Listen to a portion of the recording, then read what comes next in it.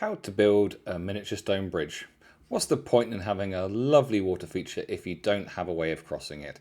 That's why I made this little bridge which fits across many different parts of the stream, as you're seeing on the corner, on the straight, and where the kind of goes a little bit to the side and everything. And yeah, I think it looks really cool and it blends fairly well with the rest of the board. So how did I make this? Well, I started with some 3mm MDF, and this is an offcut from the boards from making my modular wargaming board. From that, I measured it to be 20 centimeters long and then 7 centimeters wide. This was then held in the steam of a kettle and bent around I think this was a glue pot. And then holding that there for just 30 seconds maybe, created a bend in it, and then heating up kind of a quarter of the way along allowed me to bend it down like this, so it was much more of a humpback. I did this on both sides of it to end up with this result, where it rises up in the middle but the ends are still flat. Then I drew out a design on some XPS foam. So this is 20mm wide, the bit I just pointed at there. That's what's actually going to be in the water. And then I used the edge of the base of it to draw the bottom of it, and then moved it up slightly to draw the sides. And for the round bit in the middle, I just found something circular and drew around it.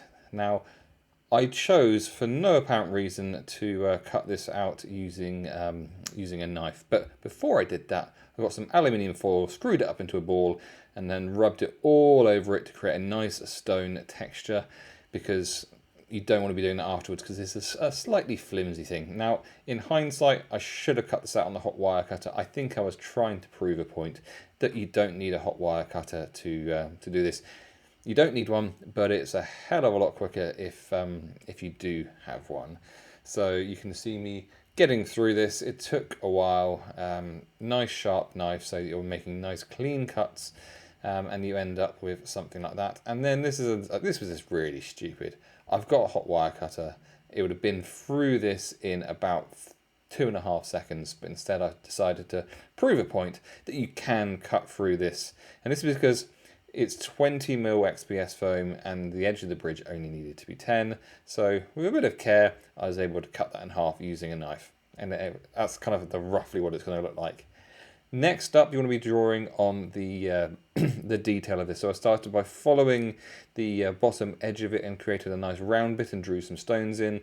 I drew some tiles in at the top, and then ended up looking like that, which, to be honest, always looks shoddy like this when you're just doing it freehand. Well, when I'm doing it freehand at least, it always looks shoddy before it's painted. But that's what I ended up doing there.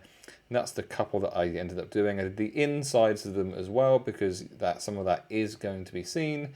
And then from there it was then painted with a dark grey paint, and the bottom of it was painted black. And this is just with cheap paint. Next up, I took some offcuts of foam that I had and cut very thin tiles. These are 1mm thick tiles, and this is going to be for the base of the bridge.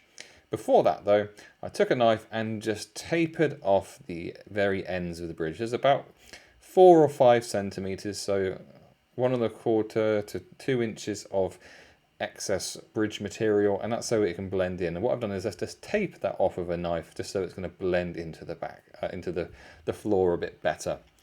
Next up, I covered the top in some PVA glue and just started sticking down these tiles completely randomly, not really going for any pattern at all. They are all different shapes and sizes, so I just chucked them on as randomly as I possibly could.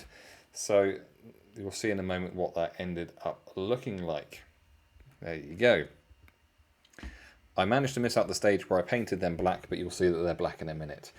Now for the sides, I started off by putting some Agrax Earthshade on all of it, just to kind of make it look a little bit more weathered, a little bit more grimy. So I did that on the sides and the top and the insides of both of them. And then my favourite Euphonium Camera shade is the perfect colour for adding kind of greeny grime. So I added this in places where I felt like there would be more water build up. So that's typically the bits that are going to be in the water and the underside of the bridge, as well as a few other places as well. and it really adds something to it.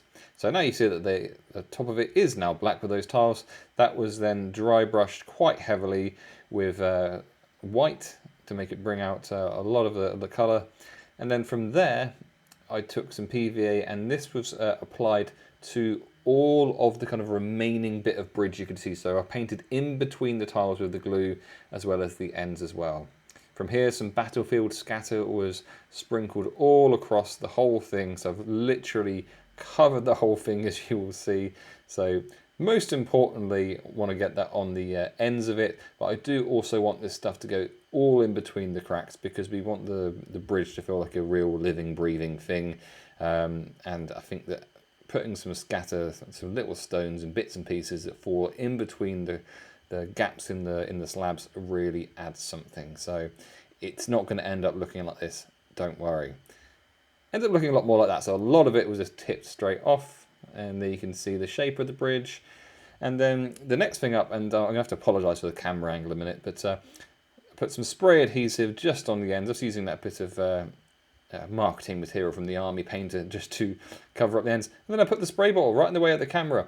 And here I am just using a couple of different bits of static grass blended together, and I'm just covering just that little end piece that I'd sprayed this spray adhesive on. And this is the part that is going to be hitting the tiles on the modular board, and hopefully that kind of longer grass is going to help the whole thing just blend in nicely to the rest of the board.